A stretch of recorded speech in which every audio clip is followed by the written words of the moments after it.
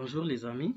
Alors, dans cette vidéo, nous allons explorer l'utilisation de OpenVPN pour pouvoir et voir comment on peut partager des fichiers de façon distante. Alors ici, j'ai deux PC, comme vous allez les voir ici. Il y a cette machine virtuelle et je vais aussi utiliser ma machine physique qui est ici derrière. Alors, dans cette machine virtuelle, nous devrons d'abord commencer par installer OpenVPN. Alors, c'est tout à fait simple. Vous allez premièrement le télécharger. Vous pouvez écrire ici Download OpenVPN.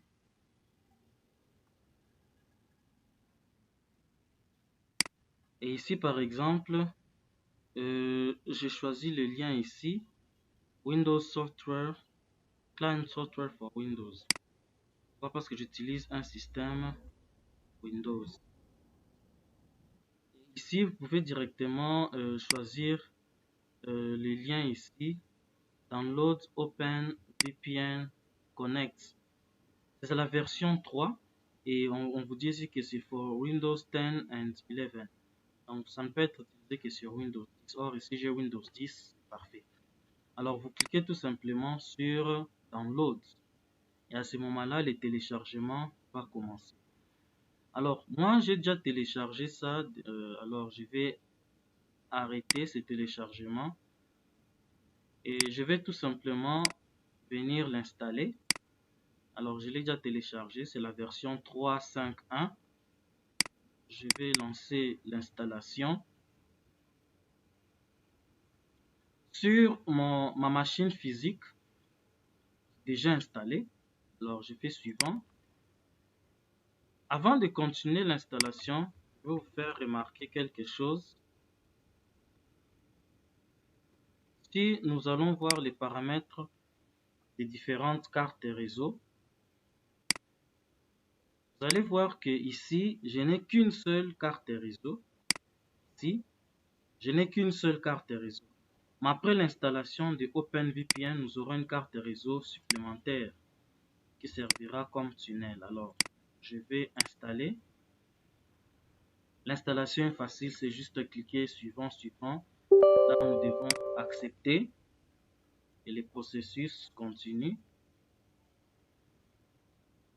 Et une fois que ça sera terminé, nous aurons une icône qui va nous montrer OpenVPN au niveau de la barre des tâches ici. Sur ma machine physique, OpenVPN est déjà installé. Vous voyez, l'apparence sera comme ça. C'est à ça que ça ressemble. Alors, vous voyez déjà l'icône d'OpenVPN s'est ajoutée là. Je peux cliquer sur Finish. L'installation est terminée. Et si nous revenons voir ici sur nos cartes réseau, vous voyez que j'ai deux cartes réseau supplémentaires. Entre autres, vous avez OpenVPN Connect DC Adapter et vous avez cette carte ici.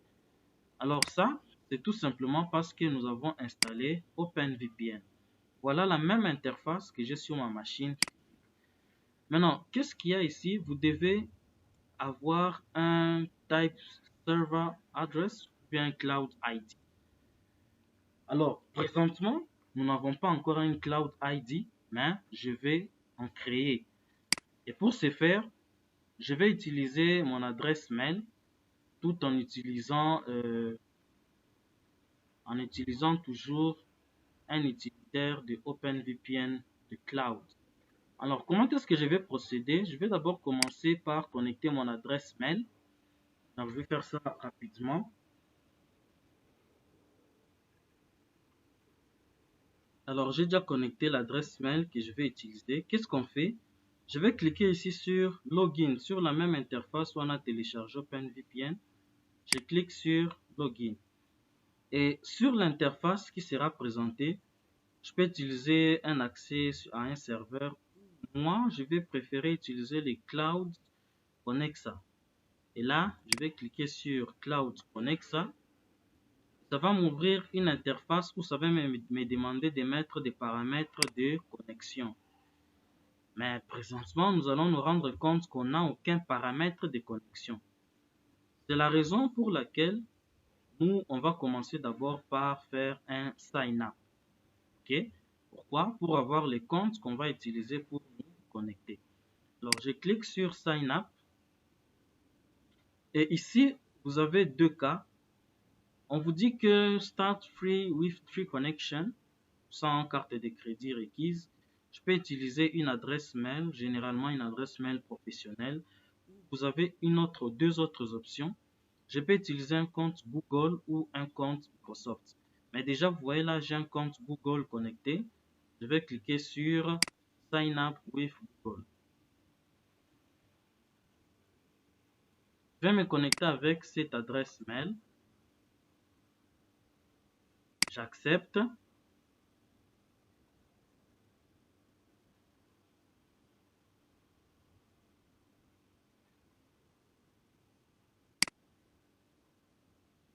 Voilà, là, c'est en train de charger, de chercher si ça va trouver mon compte. Mais probablement, vous voyez, je n'ai encore aucun compte. Il faut que je puisse m'enregistrer. Alors ici, je vais mettre un nom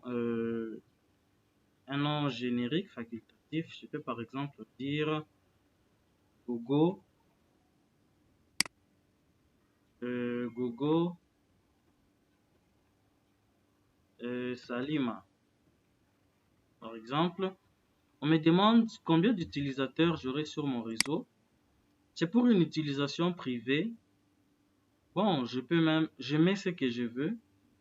Ici, on va mettre par exemple 3. Pourquoi? Parce qu'on nous a dit 3 connexions gratuites. Ensuite, le rôle. Ici, je n'ai aucun rôle parce que c'est personnel. Je mets order. Industries, je mets ici order. Quoi? C'est un compte personnel. Les pays, je mets la RDC. Je vais rechercher ici. Congo, Kinshasa. Voilà. Congo démocratique, République. Alors, après ça, je confirme tout simplement. Et voilà le nom, j'ai mis Gogo Salima. Alors, ici, on va maintenant me demander de spécifier le nom du compte que moi je souhaite utiliser. Et vous voyez l'extension, c'est openvpn.com. Alors, je vais ouvrir ici Notepad et on va mettre quelque chose, ce que nous allons choisir. Alors, je vais créer, je vais l'appeler par exemple My Network, My Secure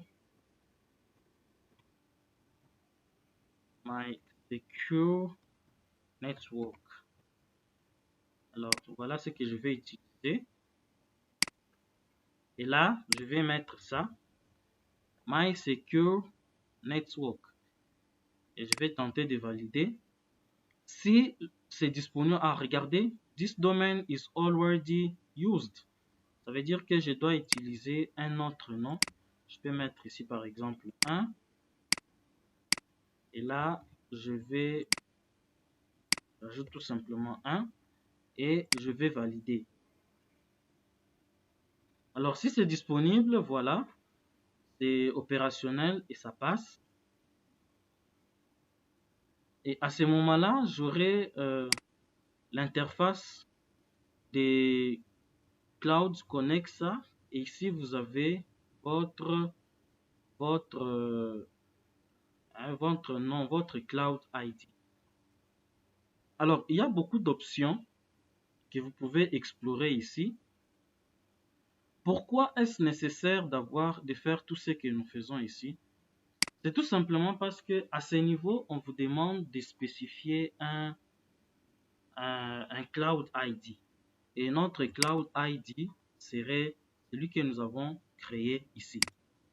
Alors, on peut explorer, par exemple, ici, l'onglet Users. C'est ici que vous aurez tous les utilisateurs que vous aurez à créer. Remarquez que ça, c'est une version gratuite. On vous demande d'upgrade pour passer à une version payante. Et regardez ici, l'utilisateur ici n'est pas encore connecté. Et c'est comme ça que vous voyez ici, ça vous met ça en rouge. Mais une fois qu'on sera connecté, ça vous mettra ça en vert pour montrer que l'utilisateur est connecté. Alors, qu'est-ce que je vais faire ici? J'ai déjà, désolé, j'ai déjà créé mon Cloud ID. Vous pouvez explorer les autres options. Je vais les passer tout simplement. Je vous laisse ça, je vous laisse à votre guise. Je vais copier. Je copie ces Cloud ID. Ensuite, je viens ici sur OpenVPN.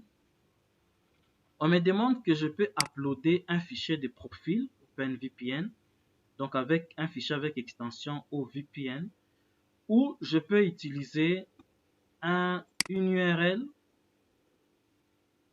Je peux utiliser une URL en mettant soit un serveur, une adresse d'un serveur, ou bien un Cloud ID. Moi, je vais mettre le Cloud ID que j'ai utilisé là, et je vais faire Next. Pourquoi? Ça va me permettre de générer mon profil utilisateur. Alors, vous voyez là, il me demande qu'une authentification est requise. Je vais accepter Sign In. Regardez, ça va ouvrir une fenêtre pour me permettre de me connecter. Et à ce moment-là, comme j'ai utilisé une adresse email, ça va me connecter via cette adresse email. Alors, quand vous utilisez un VPN, ça vous permet de masquer votre adresse IP. Et en masquant votre adresse IP, ça veut dire que ça change votre localisation géographique. Et ici, il me faut spécifier la localisation géographique dans laquelle je souhaite me retrouver quand je connecte mon VPN. Je vais mettre aux États-Unis, Canada, Suède, Italie, Pologne, etc. Il y en a plusieurs. Alors par exemple, je peux mettre ici Sydney et je vais faire continuer. Cela signifie que le fichier de profil qui sera généré, ça sera un fichier qui me fera voir comme étant à Sydney. Alors, on me demande que ça tente d'ouvrir. Je vais accepter. OpenVPN. Je vais accepter.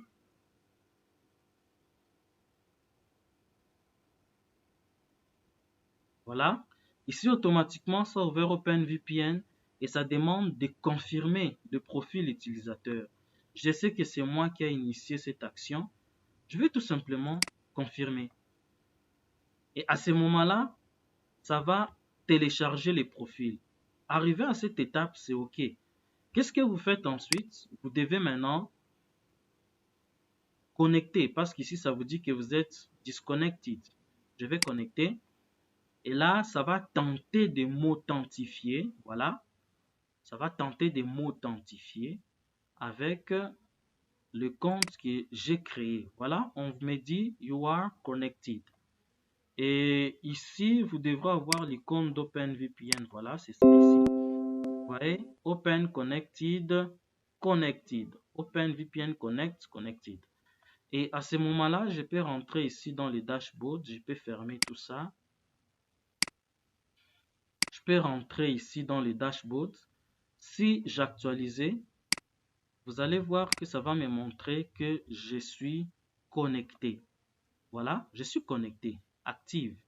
Et si vous venez ici à l'onglet Devices, vous verrez que j'ai un device qui est connecté et on me donne le tunnel IP address, l'adresse IP du tunnel. Et ici, j'ai le client ID. Voilà, c'est un /28. Alors, ça, c'est le premier PC qui est connecté. Je vais faire de même pour ma machine physique parce que ça sera ma deuxième machine à utiliser. Je vais copier cette adresse IP ici et je vais venir la mettre ici. OK. Alors, je peux regarder dans l'interface de OpenVPN. Qu'est-ce qu'on vous dit? On vous dit que je suis connecté, mais où est ma localisation? Je suis à Sydney. On doit mettre ça, oui voilà, ça me montre que je suis à Sydney. Et ici, regardez, vous avez votre private IP ici, c'est l'adresse IP qu'on vient de copier, l'adresse ici. Vous avez la public IP, ça c'est l'adresse IP de mon fournisseur d'accès Internet. Là, j'ai le nom du serveur qui est utilisé et j'ai le server public IP. Probablement, ça ici, c'est le serveur public IP de OpenVPN. Et ça, c'est le public IP de mon fournisseur d'accès. Regardez, OpenVPN utilise le port 1194 et le protocole UDP. Ok, là c'est bon. Je vais faire de même sur ma machine physique. Voilà, vous voyez, j'ai ici l'interface. Je vais faire la même chose, je vais tenter de me connecter. Mais alors, qu'est-ce que je vais faire? Je vais copier le ID ici, status. Je vais copier les cloud ID. Oh, désolé. Pas ici. Bon, même là. Sur users. Alors, vous avez ici les cloud ID. Je vais venir le coller à ce niveau ici. Je vais coller là. Alors, c'est possible parce que j'ai activé le copier-coller dans les deux sens entre la machine physique et la machine virtuelle. Voilà, je vais faire Next. Et ici, ça va aussi me demander de m'authentifier. Alors, ça sera la même opération qui a été faite précédemment. Et vous voyez ici, ça m'a ouvert le navigateur de ma machine physique. Et ici, ça va me demander de faire la même procédure où je dois créer les profils utilisateurs. Et à ce moment, le profil utilisateur que je vais utiliser, ça ne sera plus, je vais changer l'emplacement. Ça ne sera plus Sydney. Je pourrais mettre à un autre endroit. Mais souvenez-vous qu'on avait utilisé l'adresse email. Ici, j'ai l'adresse email là qui est connectée.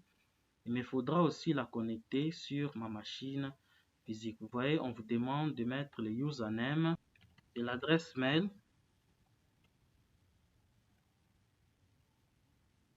Oh, problème du clavier. Je change le clavier.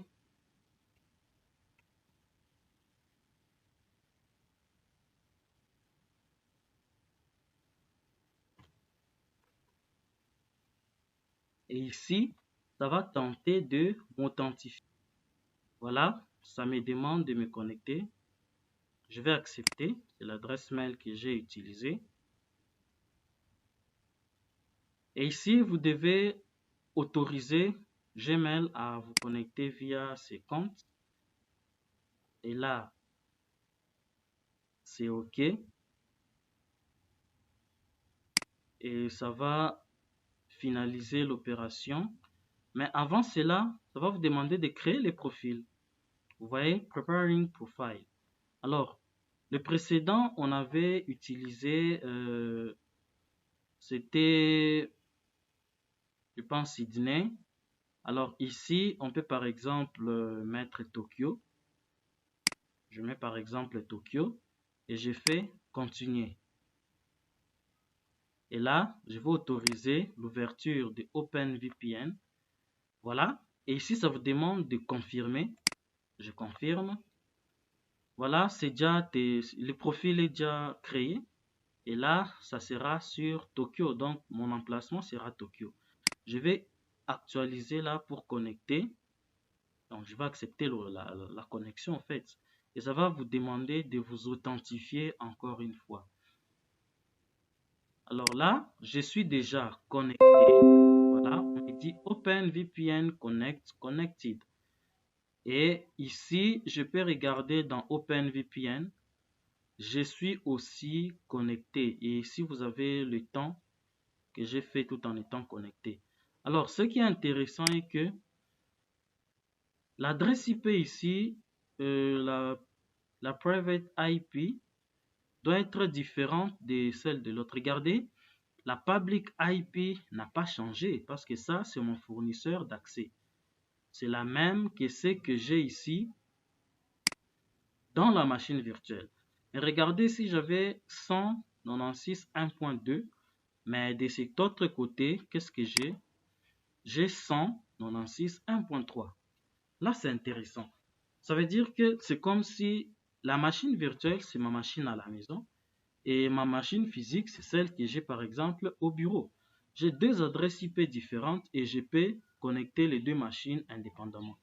Et regardez ici, le serveur public IP est différent de l'autre serveur public IP. Pourquoi?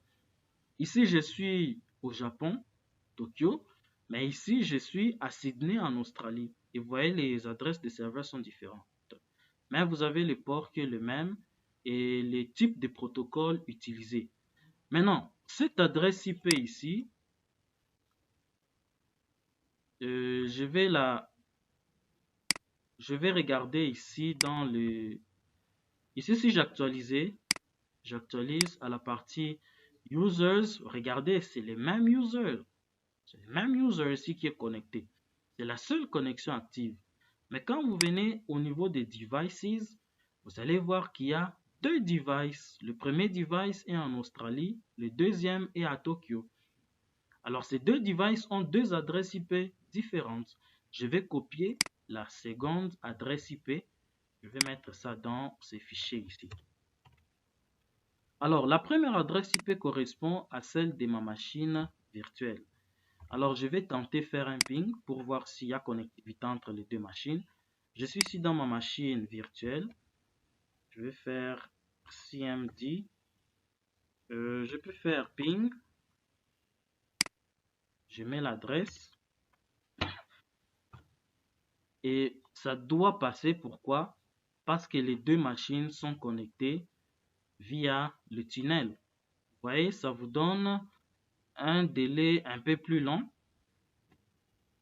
Si en mettant en continu, vous allez voir que ça passe sur le réseau Internet et peut-être Japon, c'est trop loin par rapport à la République démocratique du Congo. C'est possible que les délais d'attente peuvent être longs. Alors, dans ma machine physique, je vais faire de même. Je vais faire CMD. Je vais préférer ouvrir ici pour vraiment montrer que c'est deux machines différentes. Vous voyez, l'invite des commandes n'est pas identique. Et ici, je vais faire le ping de... Ici, c'est le 1.2.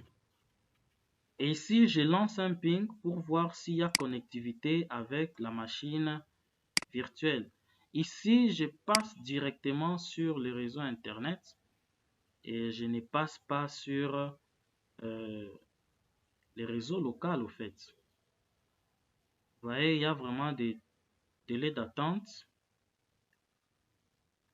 Je vais vérifier s'il y a une connectivité avec la machine virtuelle en local. Ça, c'est Internet.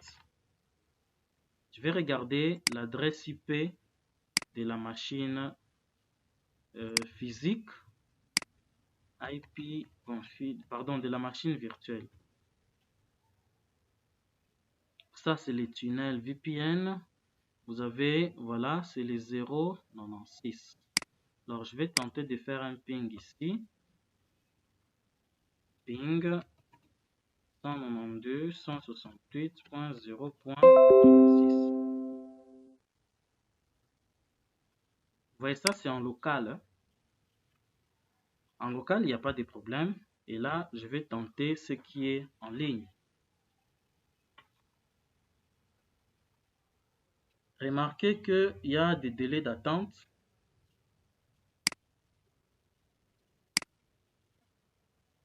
C'est possible que ma connexion Internet n'ait pas de très bonne qualité. Ce que je peux faire, je peux changer par exemple les profils et voir si cela aura un impact.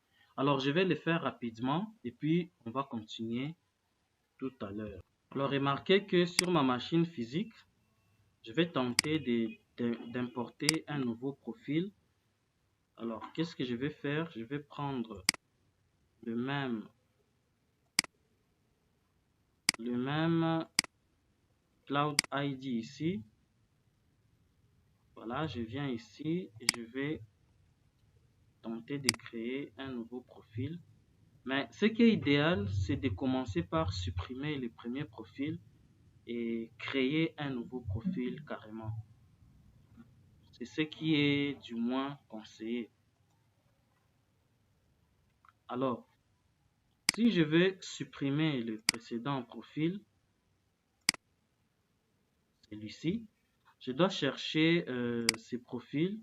Regardez, je clique sur modifier là et vous avez la possibilité de delete le profil. Alors, je vais les delete et c'est parti. Ensuite, je vais créer un nouveau profil. Je fais la même procédure, vous connaissez ça déjà. Ça va me demander de créer un nouveau profil. Alors, je vais changer d'emplacement. Au lieu de créer ça au Japon, je vais par exemple me dire, je vais par exemple créer ça à Zurich, par exemple. Il n'y a rien qui me prouve que la connectivité sera meilleure. Il n'y a rien. Voilà, c'est Zurich. Et là, je vais connecter. Ça va faire la même chose. Ça va m'authentifier. Je suis connecté. Et là, c'est connected. Et si je viens regarder ici, je suis à Zurich. Zurich. Et ici, vous voyez, ça a gardé la même adresse IP.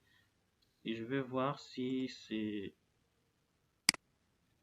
les 1.2, c'est ma machine virtuelle. Et ici, j'ai les 1.3.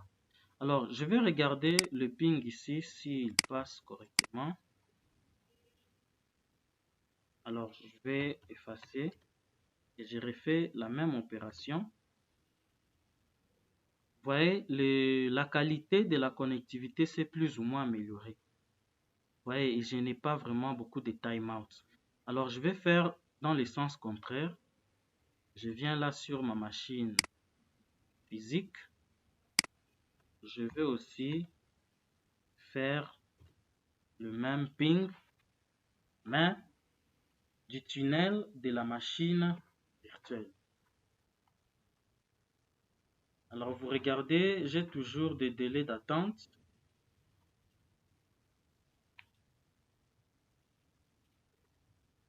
Alors, regardez, je n'arrive toujours pas à accéder à ma machine et avoir une connectivité avec l'adresse ici, les 1.2. Alors, je vais essayer de regarder si ce n'est pas un problème de pare-feu. Mais ici, si vous regardez les devices, vous aurez les deux devices qui sont connectés. Je suis à Zurich, l'autre est à Sydney. Alors, je vais essayer de voir ici le paramètre de pare-feu. Tout en gardant ça. Oh, désolé. Je vais faire comme ça. Et là, je vais voir les paramètres du pare-feu de Windows. Je vais tenter de désactiver ça momentanément.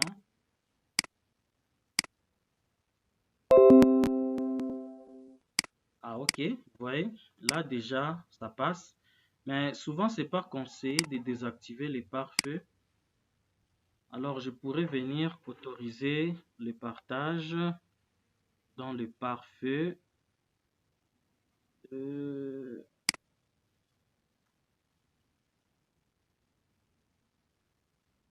Alors, non pas ici. Je vais venir là autoriser une application. Alors, ici, je vais chercher. Vous voyez là, ça ne passe plus. Hein. Je vais venir chercher ici. Le partage des fichiers.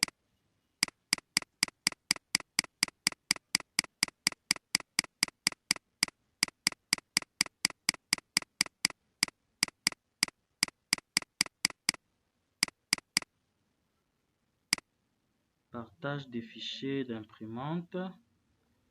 C'est OK, mais regardez, c'est juste pour les réseaux privés. Parce que les VPN ici, je suis sûr, c'est un réseau, voilà, c'est un réseau public. OK, alors, je vais tout simplement autoriser là les partages. OK, et à ce moment-là, Vous voyez que le ping passe maintenant correctement. Alors, à ce moment, j'ai la connectivité. Oh, désolé, j'ai fermé brusquement. Voilà. Mais néanmoins, j'ai la connectivité dans les deux sens entre les deux machines. Voilà. Ici, je ping le 1.3 et par ici, je ping le 1.2. Il n'y a pas de problème, c'est OK. Ensuite, maintenant, nous allons tenter de partager un fichier comme le ping passe dans les deux sens. Vous voyez, il y a quand même des timeouts. Ça peut être à cause de ma connexion Internet qui est peut-être un peu lente. Et ça peut aussi être soit l'un des fournisseurs a une connexion qui est lente. Alors, nous allons expérimenter maintenant le partage des ressources.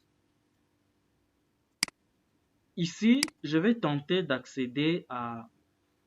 Je peux faire dans les deux sens. Je vais tenter d'accéder à ma machine physique via cette machine virtuelle. Alors là, je vais utiliser l'adresse IP. Je mets les 100. Si vous voulez, on peut venir copier. C'était la deuxième adresse IP ici. C'est les 1.3. Je mets un chemin réseau et je vais essayer d'accéder à ce PC là. Si l'accès au réseau est possible sur mon ordinateur, je vais directement accéder à ces répertoires là. Mais alors, ce que je souhaite faire, on peut créer un dossier partagé nous-mêmes. Pour ce faire, je vais venir ici dans les disques. J'ai deux disques ici, ça c'est la machine virtuelle. Je vais venir créer un dossier partagé ici. Je vais par exemple appeler ça ici. Oh, qu'est-ce qu'il y a? Ah, voilà, ça a ouvert. Il y a ce dossier partagé dans ma machine physique. Vous voyez, ça a pris assez de temps. Pourquoi? Parce que, bon, c'est sur Internet, ce n'est pas en local. Et vous voyez, il y a des moments qu'il y a des timeouts. Ça, c'est un dossier partagé de ma machine. Ce que je vais faire, on va créer notre propre dossier partagé. Alors ici, je vais par exemple l'appeler share file. Share files. Bien, je peux appeler share remote file. OK. Et je vais mettre dedans un fichier. Alors ici, je crois que j'ai une vidéo. Je vais copier cette vidéo. Je vais la mettre dans ce dossier ici. Et ensuite, on va le partager. Et pour le partager, clic droit, propriété. Je viens sur partage, partager. Je vais les partager avec tout le monde. J'accepte en lecture et en écriture. OK, le dossier est déjà partagé et voilà le chemin d'accès du partage. Alors, si je veux, je peux utiliser le nom du PC. Ici, le nom du PC, c'est Tech Solutions. Je crois que c'était iTech Solutions. Je pense que c'est comme ça, il n'y a pas d'erreur. iTech Solutions. Et là, j'ai mis un schéma réseau et je peux mettre le nom du fichier share mount file. Vous voyez, là, automatiquement, c'est accessible. Mais regardez, j'ai accédé via le nom de la machine et ça, c'est sur la machine, virtuelle. C'est la même machine en fait. Mais ce n'est pas vraiment très pratique parce que nous, ce que nous voulons, c'est faire ça via les tunnels. À ce moment-là, je ne vais plus mettre le nom de l'ordinateur. C'est aussi faisable, mais c'est préférable de mettre l'adresse IP qui a été donnée par les tunnels. C'est 192. Pardon, c'était 100.96. C'était 1.2. Voilà. Là, j'aurai la même chose. Mais maintenant, ce que je viens de mettre ici dans la machine virtuelle, moi je vais le mettre ça maintenant dans la machine physique. Et à ce moment-là, je vais jouer cette vidéo dans la machine physique. Alors, regardez, je vais venir ici dans ma machine physique. Je vais mettre ce chemin d'accès là et je vais valider. Comme je vous ai dit tantôt, ce n'est pas quelque chose qui se passe dans un réseau local où vous avez des pings qui passent à 1 milliseconde, 5, 10 millisecondes. Ça se passe à une distance assez lointaine. Vous voyez par exemple, en ce moment ici, j'ai un timeout. Ça veut dire qu'il n'y a pas de connectivité entre ma machine physique et la machine virtuelle qui est connectée via les tunnels. Alors, on va tout simplement être patient. Vous voyez, là, c'est en train d'ouvrir. Mais quand vous avez des timeouts comme ça, les réseaux est très latent. Mais néanmoins, ça a ouvert. Et regardez, ça, c'est un chemin réseau via notre tunnel VPN. Et ici, je peux ouvrir ces fichiers. Et ce fichier n'est pas physiquement dans mon ordinateur physique, mais ça, c'est sur ma machine. Je l'ai lu sur les réseaux. Et si vous regardez, quand vous regardez ici, ce qui vous montre vraiment la différence, si j'ai déroulé ici et que je regarde ma machine physique, pour vous montrer vraiment que c'est deux machines différentes. Vous voyez ici, j'ai les disques C et D, mais ici, j'ai les disques C et E. Alors, ça, c'est tout simplement un problème de connectivité. Oh là là, ma connexion s'est coupée. Ce qui est intéressant est que lorsque vous utilisez OpenVPN comme ça, lorsque votre connexion s'est momentanément interrompue, lorsqu'elle est de nouveau disponible, elle se reconnecte automatiquement. Alors là, c'est de nouveau connecté. Et là, je vais tenter d'accéder au répertoire. Vous voyez, là, j'ai la connectivité sans problème.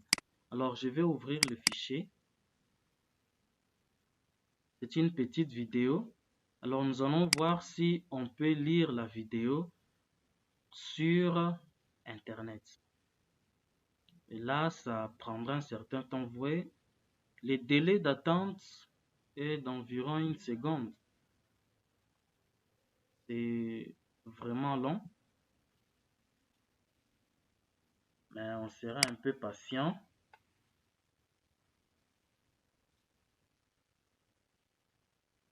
La vidéo est en train de s'ouvrir.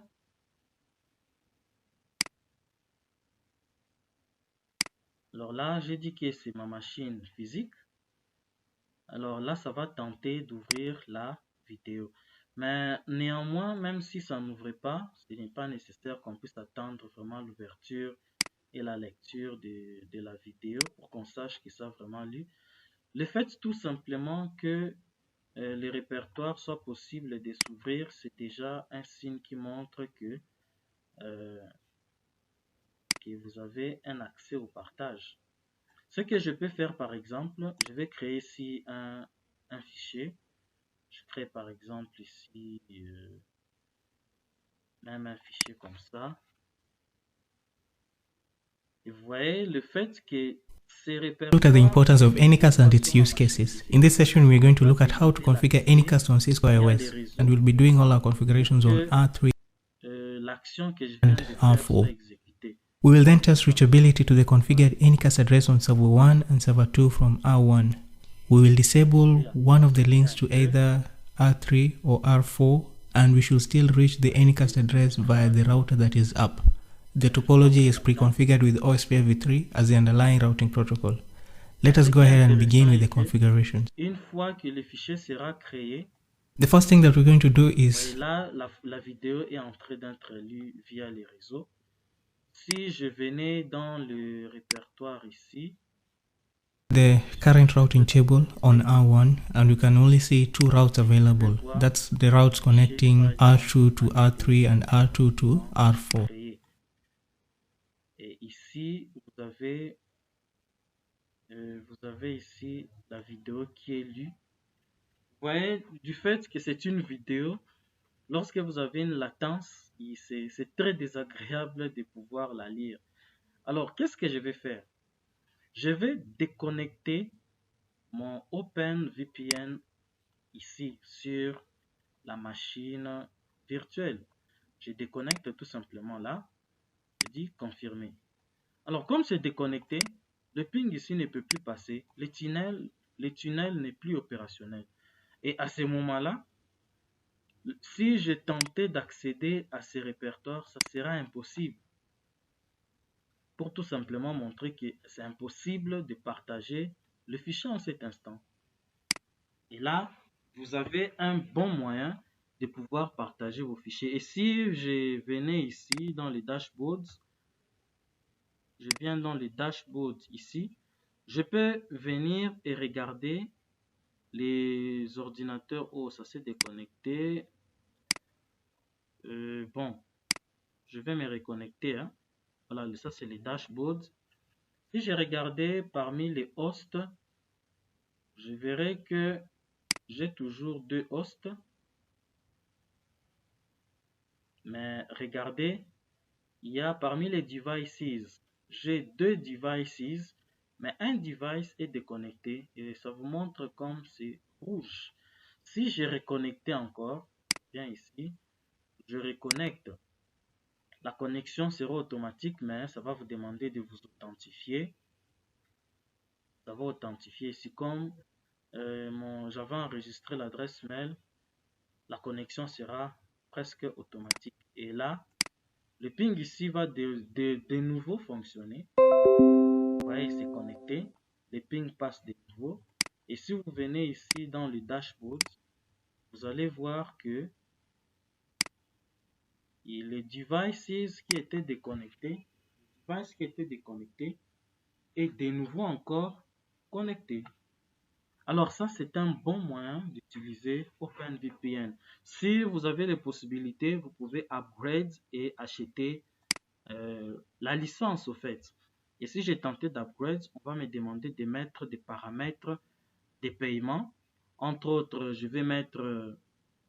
vais souscrire sur l'une des options et puis je vais mettre soit une carte de paiement. Et ici, regardez, vous avez l'option free. Voilà ce que vous offre. Going to R3, we can see that on the interface connecting the server, we don't have any IPv6 address configured. Then doing the same on R4, show IPv6 interface brief, we can see that we also don't have any IPv6 address configured on the Gigabit Ethernet 2/0. So let's go back to R3 and configure the relevant IPv6 addresses. We'll start with the first IPv6 address to be used for Anycast on this interface. So this is the 2001db8::1, and I'll use the keyword Anycast, which turns off duplicate address detection.